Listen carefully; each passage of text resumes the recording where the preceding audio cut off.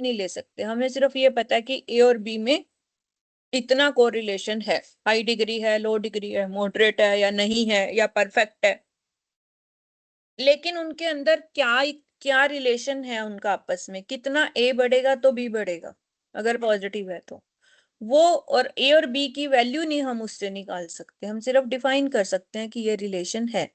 तो जैसे मैंने कहा कि अगर एक एक मैंने सेल बढ़ा, एडवर्टाइजमेंट पे खर्चा बढ़ा दिया तो सेल भी बढ़ेगी, ये तो मैंने बता दिया कि दोनों में पॉजिटिव कोरिलेशन है, लेकिन कितना एडवर्टाइजमेंट का खर्चा करूं तो उससे कितनी सेल बढ़ेगी ये नहीं पता चला मुझे।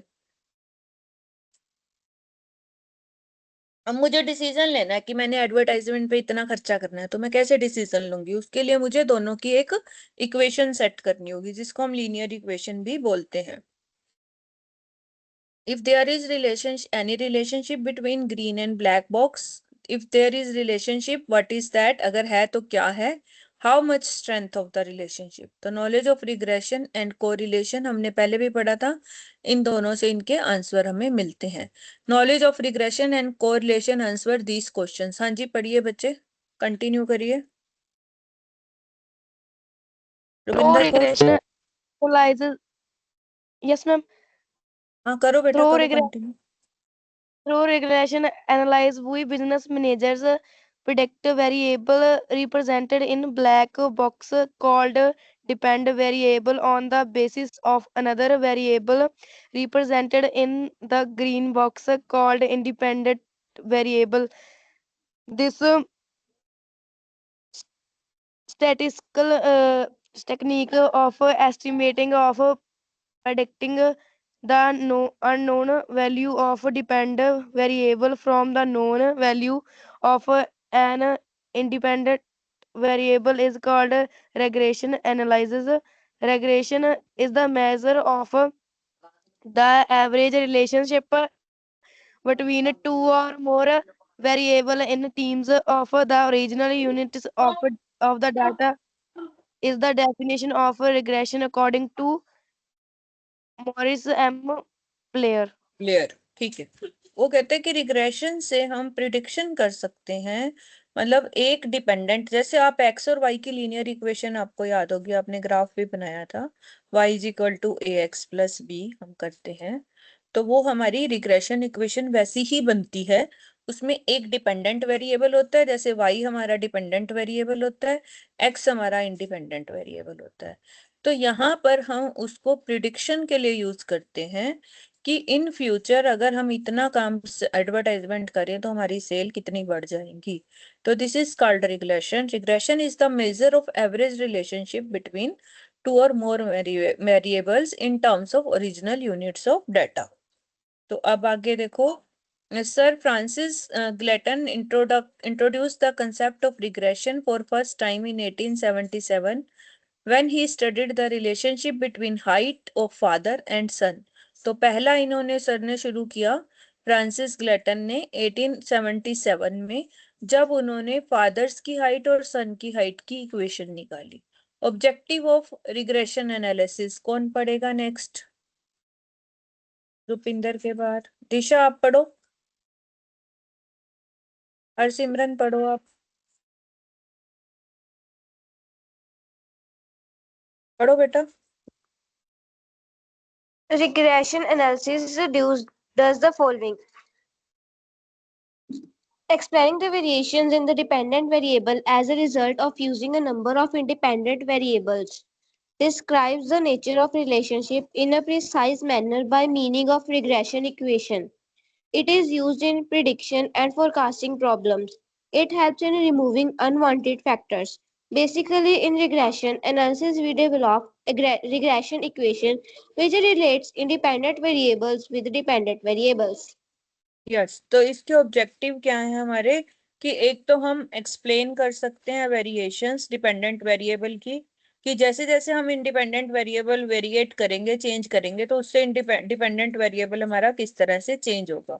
इसके अलावा हम रिलेशनशिप, नेचर ऑफ रिलेशनशिप को डिफाइन कर सकते हैं एक इक्वेशन के रूप में, जैसे अभी मैंने बोला कि इक्वेशन बनाएंगे y is equal to A X plus B, it is used in prediction. ये हम बेसिकली रिग्रेशन हमेशा प्रिडिक्शन और पोस्ट फोरकास्टिंग के लिए यूज होता है, और it helps in removing unwanted factors. तो इसमें हमारे पास जो फैक्टर्स हमें नहीं चाहिए होते हैं उन्हें हमें रिमूव कर देते हैं। और आपको इसमें रिग्रेशन इक्वेशन बनानी होगी जो हम अभी आगे जाके बनाएंगे। Classification of regression analysis can be classified on the following basis: number of variables and change in proportion. Variables कितने हैं आपके और किस प्रोपोर्शन में वो चेंज होते हैं। On the number of variables, regression analysis can be classified as simple, partial and multiple regression. तो ये आपका क्वेश्चन आ सकता है कि on the basis of number of variables आप रिग्रेशन एनालिसिस को कितनी तरह से बांटते हो। तो सिंगल, पार्शियल एंड मल्टीपल। हाँ जी, कंटिन्यू करो हरसिमरत। इफ रिग्रेशन इक्वेशन से If regression equation relates one dependent variable with one independent variable, then regression is called simple regression. When more than two variables are studied in a functional relationship, but the relationship only two variables is analyzed at a time, keeping other variables as constant, such a regression analysis is called partial regression. If regression equation relates one dependent variable with more than one independent variable, then regression is called multiple regression. जब एक ही आपका equation में एक variable दूसरे के ऊपर dependent है तो वो सिंपल रिग्रेशन आ गया। जब दो वेरिएबल हैं but the relationship only two variable, जब आपके पास वेरिएबल दो से ज्यादा हैं पर उसमें से आपको दो ही चूज करने हैं तो वो पार्शियल हो गई। लेकिन जब एक ही वेरिएबल दो से ज्यादा वेरिएबल्स पर डिपेंड करता है तो वो मल्टीपल रिग्रेशन हो जाती है। ठीक है, अब आगे हम पढ़ेंगे on the basis of changes in proportion. हाँ जी, पढ़िए। On the basis of change in proportion. On the basis of proportion, the regression can be classified into following categories: linear regression, non-linear regression. Relationship between variables can be different types. अब यहाँ देखो, ये independent variable है आपका x x और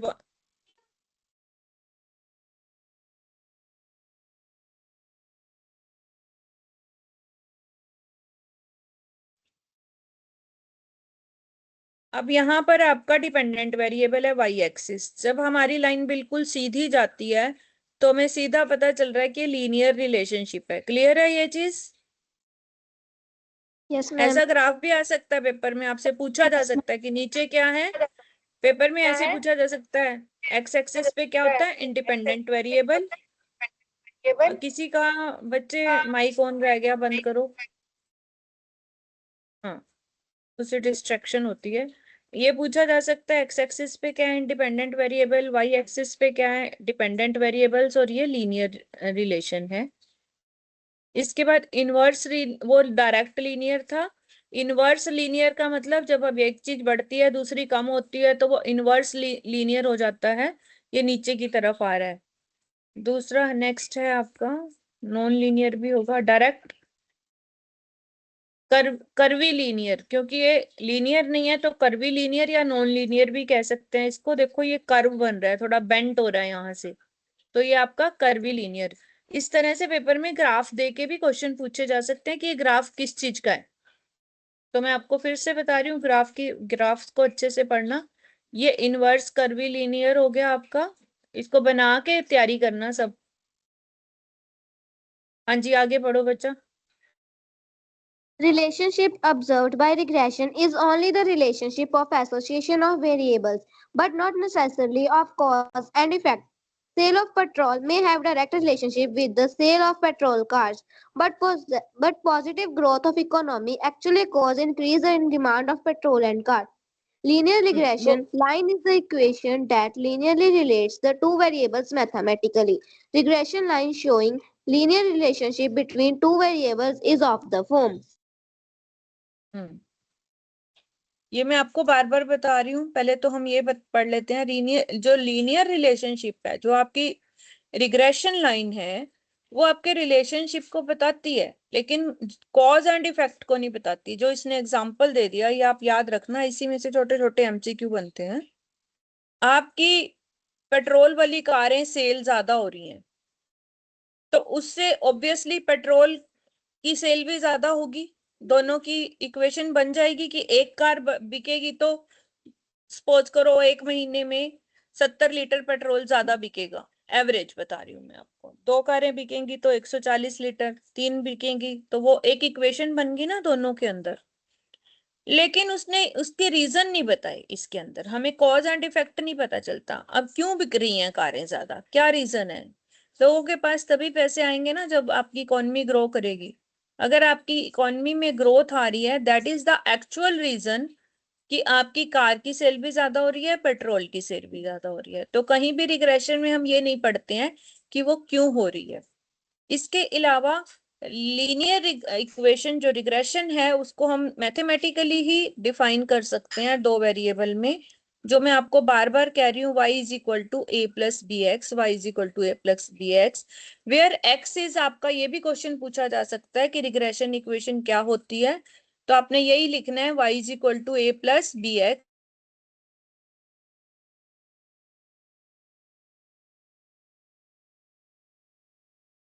तो इसमें x क्या है आपका, इंडिपेंडेंट वेरिएबल है, और y डिपेंड करता है x पे, क्योंकि x की वैल्यू हम कोई भी भर सकते हैं, उससे फिर y की निकलेगी।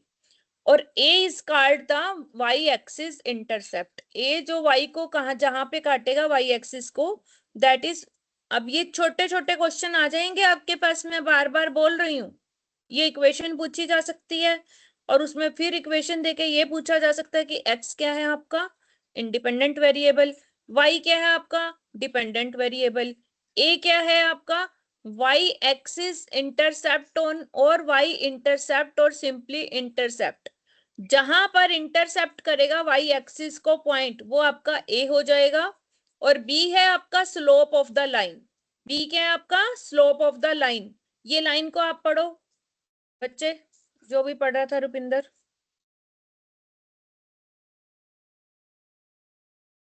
हाँ जी, रुपिंदर पढ़ो बच्चे। Intercept दिया or sir. y intercept or simply intercept. B is the slope of the line. A regression line is a graphic technique to show the functional relationship between the two variables x and y, that is dependent and independent variables. It is a line which shows average relationship between two variables x and y. Thus, this is a line of average. This is also called an estimating line as it gives the average estimated value of dependent variable y for any given value of independent variable x. The तो regression अब lines इसकी can be drawn. एक minute बेटा, अब इसके 2 नाम आपको और पता चल गए। लाइन ऑफ एवरेज भी बोलते हैं इसको, या एस्टिमेटिंग लाइन भी बोलते हैं। ये हाईलाइट कर लो, पूछा जा सकता है आपसे। The regression lines can be drawn by 2 methods as given below, free hand curve and method of least square. एक अदब इसके कल दिया था। हाँ जी, तो free hand curve and method of least square, 2 method है हमें इसको ड्रॉ करने के, बिकॉज ये मैथमेटिकली ड्रॉ होता है और ग्राफिकली ड्रॉ होता है। तो अब नेक्स्ट कौन पढ़ेगा इसको, गुरप्रीत।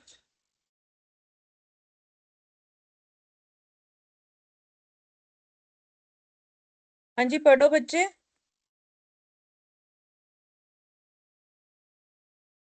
हाँ जी मैम। स्नेहा पढ़ो। This method is also known as method of scatter diagram. This is a very simple method of constructing regression line. At the same time, it is a crude and very rough and rarely used method of drawing regression line. In this method, the value of paired observation of the value variable are plotted on the graph paper. It takes the shape of diagram scattered over the graphics range of x-axis and y-axis. The independent variable is taken on the horizontal axis. A straight line is drawn through the scattered point on the graph such that is conform to the following characteristics. It is it is as maximum as possible near to all the points on the graph. It is an equal distance from all the points or either side of the line. It passes through the center of scattered point. अब free hand curve क्या है, आपको कोई scale नहीं use करना है इसमें। आपने बस अपने डॉट ड्रा करने हैं और उसको देख लेना है। जैसे हमने कल स्कैटर डायग्राम बनाया था कोरिलेशन में, वैसे ही इसमें बनेगा। It is a crude and very rough and rarely used method, बहुत कम यूज होता है ये, ठीक है। In this method the value of pair observations are plotted on the graph. The straight line draw through the scattered points. It is a maximum as possible as near to the points on the graph. तो हम पहले scatter diagram का graph बनाते हैं। देखो इसने x की values दे दी, y की दे दी, x10 y20, ठीक है, x10 y20 ये आ गया। ये फ्री हैंड लाइन बना दी इसने, मतलब उन डॉट्स को मिलाते हुए उसके बीच में से ले दी, स्कैटर डायग्राम बना दिया एक। इसको मतलब एग्जैक्ट वैल्यूज को नहीं ये मैच कर रहा, देख रहे हो ना आप, ठीक है। इसीलिए ये कह रहा है maximum possible nearer to all points, कोशिश की जाती है कि हर पॉइंट्स के पास हो और इक्वी डिस्टेंस पे हो और pass through the centre of the scatter diagram. तो ये तीनों करैक्टरिस्टिक्स आप पढ़ लेना।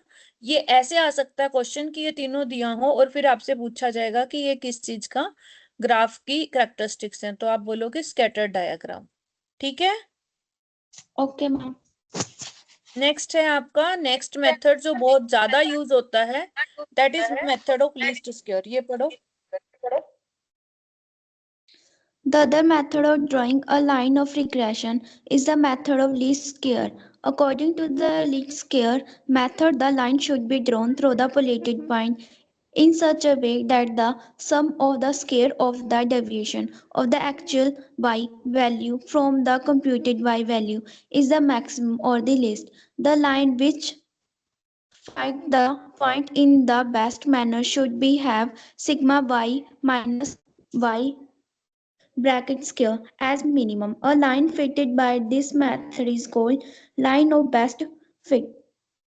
Line of fit. On one of the characteristics of line of the best fit is that deviation above the line are equal to the deviation below the line. It implies that the total of the positive and negative deviation is zero. Like example, sigma bracket y minus y c bracket 1 minus 0. This line of the best fit or the straight line passes through the overall mean of the data, like example x and y. In the above diagram, actual observation of y for different value of x are plotted and represented by scattered point. The linear regression line which we will from through least square method will follow the equation y is equal to a plus b x are already mentioned. On development of such a line, if we put different value of x given in the previous illustration, we will get different value of y. These value of y will be called computed y value or in short y. There could be difference between observed value y and computed value ye. The difference could be positive or negative. Like example, x minus y greater than 0 or x minus y less than 0. Through least square method, we actually want the make square of deviation. Like example, square of bracket y minus y bracket 1 as minimum or least. For forming regression line of the form y is equal to a plus b x. A and b are found out by the method of least square and the required formula are.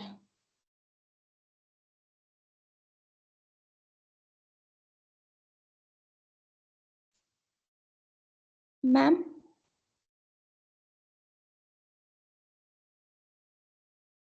क्या देखा? Least, बेटा आप अपना mic off कर दो, mute कर दो। अब देखो इसमें हमने पढ़ा लीस्ट स्क्वायर मेथड। अब मैं आपको एक छोटा सा इसी में एग्जांपल देती हूँ जो आपने स्कैटर डायग्राम बनाया है। अगर मैं यहां से, ठीक है, एक इक्वेशन बना दूं y is equal to a plus B x की, मान लो मैं कहती हूँ y is equal to a 10 ले लिया, एक x को 10 ले लिया और y की वैल्यूज निकाल लूं उससे, तो वो अलग आएंगी इन वैल्यूज से, वो कंप्यूटेड वैल्यूज होंगी, उसको हम बोलेंगे वाई सी। क्या बोलेंगे? Y c. देखो क्योंकि अगर हमें बच्चे लीनियर लाइन बनानी है, यहाँ पर हमने इस बात को समझने की कोशिश करो, ये जो हमने लाइन ड्रॉ की है ये हमने फ्री हैंड लाइन ड्रॉ की है, पर मैं चाहती हूँ कि हम एक्चुअल वैल्यू ही वही निकालें। तो जब मैंने एक इक्वेशन बना दी लीनियर इक्वेशन, जब आप लीनियर इक्वेशन याद होगा आपने 10th में किया था, y is equal to A plus B x से अगर मैं x की वैल्यू पुट करके y की वैल्यू निकालूंगी तो मेरा ग्राफ लीनियर बनेगा। ठीक है, हाँ जी, समझ आया आपको? Yes, ma'am. Yes, ma'am. तो अब हम क्या, लेकिन हमारी y की वैल्यूज इससे डिफरेंट आएंगी क्योंकि मैं x की वैल्यू 10 रखूंगी तो y की वैल्यू यहाँ पर आएगी 18 आएगी, x की वैल्यू मैं 20 रखूंगी 16 रखूंगी तो y की वैल्यू मेरी 12 की जगह यहाँ पर आएगी, नीचे आएगी, सॉरी यहाँ पर 20 आएगी। ये लीनियर पे आएंगी ना वैल्यूज तो मेरी, मीनिंग उसका वही है कि उसका डिफरेंस y क्या है, उसकी एक्चुअल वैल्यू, और yc क्या है, कंप्यूटेड वैल्यू। y क्या है, एक्चुअल वैल्यू, देखो एक्चुअल वैल्यू ऑफ y, और yc है कंप्यूटेड वैल्यू जो हम मेथड से निकालेंगे। ठीक है, आपका किसी का Yes, ma'am. माइक ऑन है बेटा, माइक बंद करो अपना सारे, नहीं तो आवाज जो है वो रिपीट होती है। अब देखो y माइनस वाई सी का स्क्वायर मिनिमम होना चाहिए, ठीक है, और y माइनस वाई सी 0 भी हो सकता है। और जैसे हमने अभी फॉर्मूला निकाला था पीछे x बार और y बार का, जब हमने कहा था कि उसकी square x minus x bar 0 होता है, total y minus Y bar 0 होता है। तो अगर आपका y minus y c more than 0 है तो आपका पॉजिटिव कोरिलेशन है उनका, और अगर y minus y three less than 0 है तो फिर उसका नेगेटिव वैल्यू है। ये आपको ध्यान रखना है। और फॉर्मूला आपको यहाँ पर b की वैल्यू निकालनी होगी, हमने ऊपर पढ़ा था b स्लोप होता है, पढ़ा था, याद है? हाँ जी, नहीं याद? अभी हमने स्टार्टिंग में चैप्टर के पढ़ा था कि b को a को उसको हम स्लोप, हाँ तो ये स्लोप है। स्लोप की वैल्यू आपने कैसे निकालनी है, b is equal to sigma X Y minus N sigma X bar Y bar upon sigma X square minus sigma X bar का whole minus X N into X bar का whole square. ये formula आपका b का है, और a का formula है y बार minus B x बार। तो ये फॉर्मूले आपको दोनों याद रखने हैं a और b की वैल्यू निकालने के लिए। ये बात क्लियर हो गई, याद कर लोगे फॉर्मूले? Yes, ma'am. Yes, ma'am. अब आगे आओ अब मेथड पे।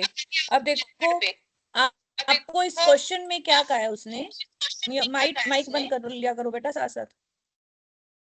यहाँ पर वो कह रहा है y की वैल्यू निकालो अगर x 12 हो तो पहले हमें इसकी इक्वेशन निकालनी पड़ेगी। x आ गया, y आ गया, एक्स वाई एक्स स्क्वायर आ गया, क्योंकि हमने फॉर्मूला पुट करना है, फॉर्मूला से x बार ये आ गया हमारा नीचे, x बार क्या होगा 96/6, y बार 72/6। तो पहले हम b की वैल्यू निकालेंगे, ये x बार का स्क्वायर आ गया, b की वैल्यू फॉर्मूला में पुट करोगे आपकी ये आ गई, और फिर a की वैल्यू निकालेंगे फॉर्मूला में पुट करके, और आपकी रिग्रेशन इक्वेशन बन जाएगी y is equal to a plus B x. ये इक्वेशन आपकी बन गई। अब आपने इसमें क्या करना है, x की वैल्यू पुट कर दो जो वो कह रहा है 12, और y की निकाल लो। निकाल लोगे या नहीं निकाल लोगे? Yeah. इसका दूसरा ma'am. मेथड भी होता है, वैसे अच्छा मेथड तो यही है कि आप b और a का फॉर्मूला याद रख लो। अगर नहीं रखना है तो फिर एक और फॉर्मूला होता है जिसको हम इक्वेशंस बोलते हैं, रिग्रेशन इक्वेशंस। तो आपको ये दो इक्वेशंस याद रखनी होगी, sigma y is equal to N A plus B sigma X, X sigma X Y is equal to A sigma X plus B sigma X square. इन दोनों इक्वेशंस में वैल्यू पुट करके जब आप लीनियर इक्वेशन की तरह इन दोनों को सॉल्व करोगे तो a और b की वैल्यू आ जाएगी। तो आपके पास दो मेथड हो गए, एक मेथड है आप सीधा a का फॉर्मूला याद कर लो, b का फॉर्मूला याद कर लो, दूसरा है आप ये दो इक्वेशंस में पुट करो और फिर इनको सॉल्व करो। तो जो आपको आसान लगता है आप वही करो, मेरे हिसाब से फॉर्मूला मेथड ज्यादा आसान है। अब जब आपकी इक्वेशन ये आ गई तो इसमें y की x की वैल्यू 12 पुट करके आप y की वैल्यू निकाल सकते हो। ठीक है, तो इसमें जो हमें Okay, ये जो दो इक्वेशंस हमने यूज की हैं a और b की वैल्यू निकालने के लिए, इनको हम रिग्रेशन इक्वेशंस बोलते हैं। क्या बोलते हैं? ये जो हमारी रिग्रेशन इक्वेशन तो ये आई है A Y is equal to A plus B x. ये हमारी दो नॉर्मल इक्वेशंस हैं called forming this way finding regression equation is called forming regression equations through normal equations. तो एक तो हमारे को डायरेक्ट फॉर्मूला लगा दिया हमने, दूसरा नॉर्मल इक्वेशंस दो बना के उससे हमने रिग्रेशन इक्वेशन निकाली। तो इस तरह से आप रिग्रेशन के क्वेश्चन कर सकते हो। अब रिग्रेशन में आपके पास फिर दो चीजें आती हैं, y ऑन x। इसमें y ऑन x में क्या होगा, y डिपेंडेंट वेरिएबल होगा और x इंडिपेंडेंट वेरिएबल होगा, कि y डिपेंडेंट है x पे। तो इसकी इक्वेशन बनी y is equal to A plus B x. इसके अलावा आपकी x ऑन y भी आ सकती है, जिसमें आप x को डिपेंड करोगे y पे। तो जब x ऑन y होगा तो हमारी इक्वेशन रिवर्स हो जाएगी, x is equal to A plus b y. ऐसा क्यों हुआ, क्योंकि यहाँ पर y इंडिपेंडेंट वेरिएबल हो गया और x जो है वो डिपेंडेंट वेरिएबल हो गया। Is it clear to all of you? Yes. ठीक है बेटा। तो ये फॉर्मूले आपके चेंज हो जाएंगे। अगर आपका y is equal to A plus B x है, यानी कि इसका मतलब क्या हो गया, y ऑन x। क्या हो गया इसका मतलब, y ऑन x। तो यहाँ पर बी वाई एक्स निकलेगा। आपको याद है हमने कोरिलेशन में किया था, under root b x Y into b Y x. मैंने कहा था ये दोनों स्लोप होते हैं, हम आगे रिग्रेशन इक्वेशन में निकालेंगे। याद है कुछ? हाँ? Yes, ma'am. तो बी वाई एक्स के में आपने ये वाला फॉर्मूला लगाना है, बी एक्स वाई में ये लगाना है। अब आप दोनों को कंपेयर करो, डिनोमिनेटर दोनों का सेम है, सिर्फ न्यूमिनेटर चेंज हो गया। बी वाई एक्स में अगर नीचे एक्स आ रहा है तो बी एक्स वाई में नीचे वाई आ जाएगा। ये बात दिख रही है आपको क्लियर?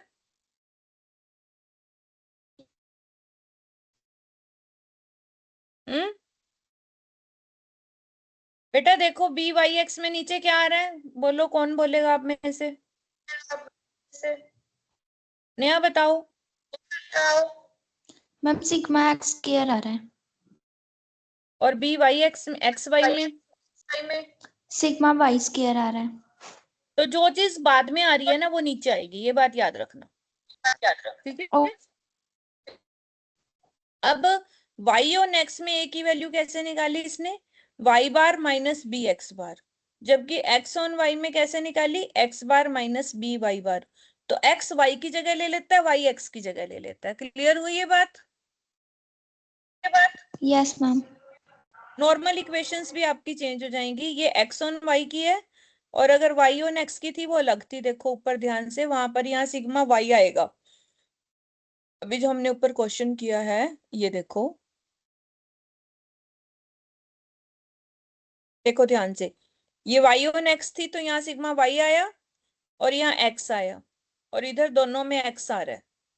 और जब हम x ऑन y लेंगे तो चेंज हो जाएगा, x की जगह y आ जाएगा, y की जगह x आ जाएगा। इस बात को आप लोगों ने बड़े ध्यान से याद।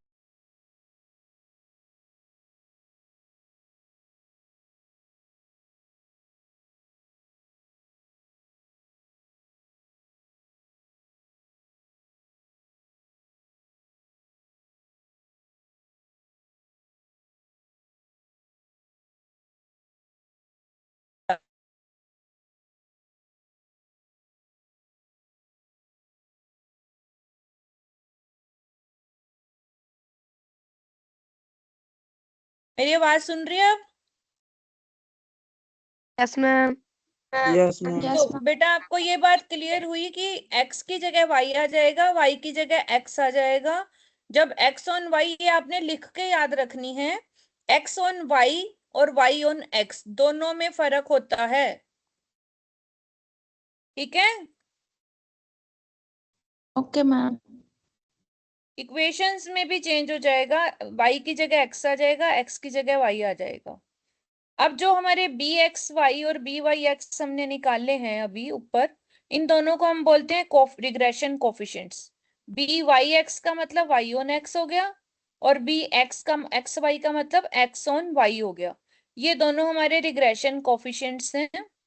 और इसको निकालने के लिए from the regression line, regression coefficients हम ऐसे भी रिग्रेशन लाइन निकाल सकते हैं, y minus Y bar is equal to B Y X into X minus x bar, और इधर रिवर्स हो जाएगा, x की जगह y आ जाएगा, y की जगह x आ जाएगा। बी वाई एक्स का फॉर्मूला ये दिया हुआ है और बी एक्स वाई का फॉर्मूला ये दिया हुआ है। किसी को इसमें कोई डाउट? सारे फॉर्मूले याद करने ही करने हैं आपको, ठीक है? Okay ma'am.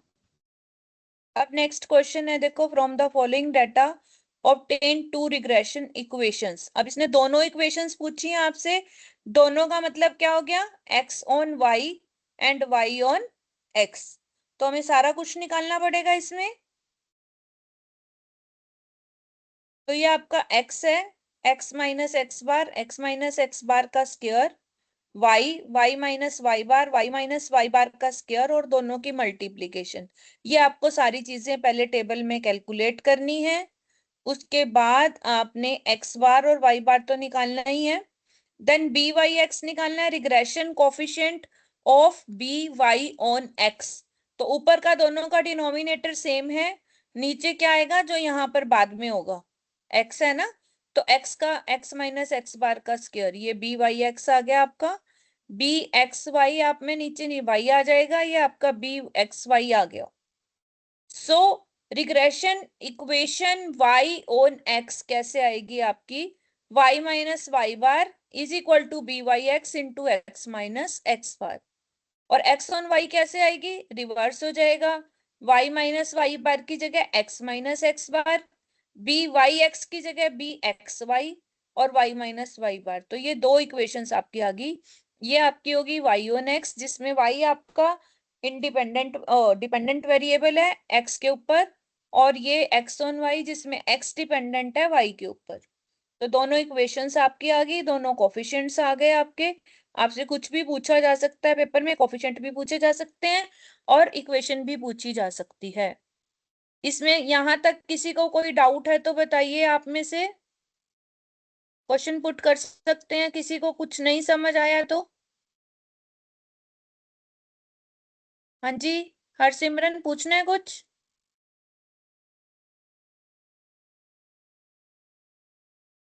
हैंड रेज कर सकते हो, किसी ने कोई पूछना है तो, नहीं तो हम आगे चलते हैं। Some important relations. तो देखो, ये आपको पेपर में ये चीजें, पहले मैं यहाँ पर आऊंगी थर्ड पॉइंट पे। अगर आपको याद हो, हमने कल कोफिशिएंट ऑफ कोरिलेशन में एक फॉर्मूला लिया था, plus minus under root b x Y into b Y x. मैंने कहा था कि ये रिग्रेशन में आएंगे, कोफिशिएंट ऑफ रिग्रेशंस होते हैं। जब दोनों को मल्टीप्लाई करके स्क्वायर रूट निकालोगे तो वो आपका कोफिशिएंट ऑफ कोरिलेशन आ जाएगा। Is it clear? Plus minus का निशान हमने ये देख के लगाना है कि इनकी वैल्यू क्या है दोनों में। हाँ जी, अगर आपके दोनों पॉजिटिव हैं तो कोफिशिएंट ऑफ कोरिलेशन भी पॉजिटिव आएगा, अगर दोनों नेगेटिव हैं तो कोफिशिएंट ऑफ कोरिलेशन भी नेगेटिव आएगा। अब आगे आता है regression coefficient b x y. हम इसको एक और तरीके से भी निकाल सकते हैं, r into standard deviation of x upon standard deviation of y, जो हमने कल निकाला था स्टैंडर्ड डेविएशन। तो स्टैंडर्ड डेविएशन दिया हो तो भी आप निकाल सकते हो, और y x में ऊपर y आ जाएगा, नीचे x आ जाएगा। तो ये फॉर्मूले आपको सारे याद रखने हैं। ये आपका आर स्क्वायर आ जाएगा दोनों को मल्टीप्लाई करके। देखो, आप इन दोनों को मल्टीप्लाई करोगे, ये आपस में कट जाएंगे, स्टैंडर्ड डेविएशन ऑफ y भी कट जाएगा, x भी, तो आर स्क्वायर रह जाएगा। आर स्क्वायर का जब रूट निकालोगे तो आर आ जाएगा। तो आपका कंक्लूजन क्या निकलता है, coefficient of determination that is R square. R square को क्या बोलते हैं, कोफिशिएंट ऑफ डेटर्मिनेशन। ये अभी आपने किया नहीं ना अभी तक। कोफिशिएंट ऑफ कोरिलेशन तो हमें पता है आर को बोलते हैं, कोफिशिएंट ऑफ डेटर्मिनेशन किसको बोलते हैं, आर स्क्वायर को। ये भी हाईलाइट कर लो, बार बार बता रही हूं मैं, coefficient of determination r square को बोलेंगे। और वो क्या होता है, product of two regression coefficients. दोनों रिग्रेशन कोफिशिएंट्स कौन कौन से होते हैं, बी एक्स वाई और बी वाई एक्स। जब हम इन दोनों को मल्टीप्लाई करेंगे तो हमारा कोफिशिएंट ऑफ डिटर्मिनेशन आ जाएगा। अब अगर कोई आपसे ये पूछे कि रिग्रेशन लाइन कहाँ पर इंटरसेक्ट करती हैं, दोनों लाइंस में ड्रा करूं x ऑन y और y ऑन x, तो वो कहीं ना कहीं इंटरसेक्ट करेंगी एक दूसरे को। जब वो लाइन इंटरसेक्ट करेंगी तो उस पॉइंट को जो x और y की वैल्यू आएगी वहां पर, वो होगी x बार और y bar. Is it clear? Yes ma'am. ठीक है, पलक आप पढ़ो इसको, इस लाइन को, फिफ्थ वाले पॉइंट को और फोर्थ वाले पॉइंट को दोबारा से।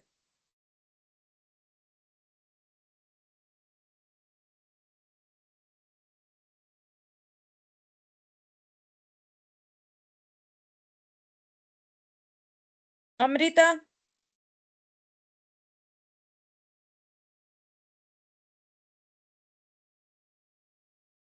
ज्योति,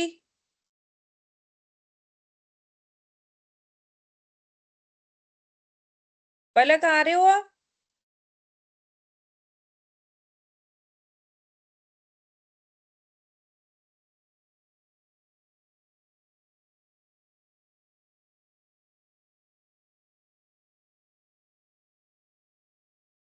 Keshav,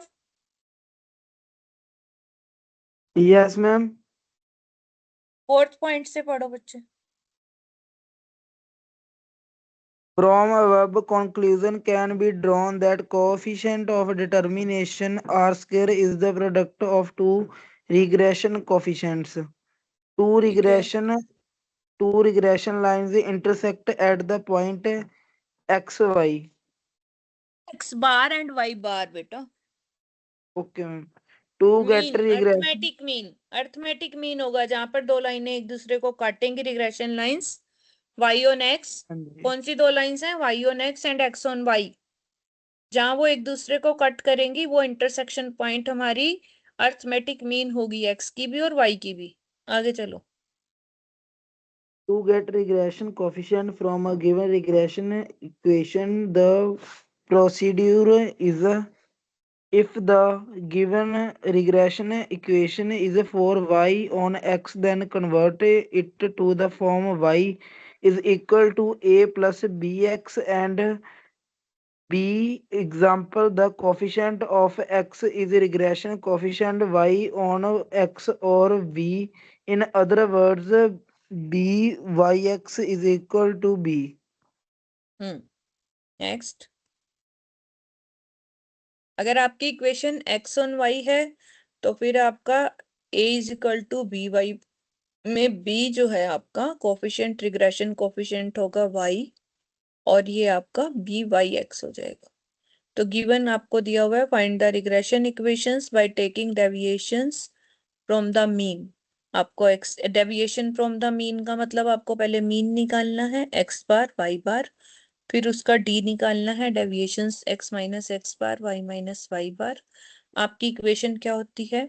x minus x bar is y bar, y minus Y bar is equal to B Y X into X minus x bar, और x minus x bar is equal to B x Y into Y minus Y bar.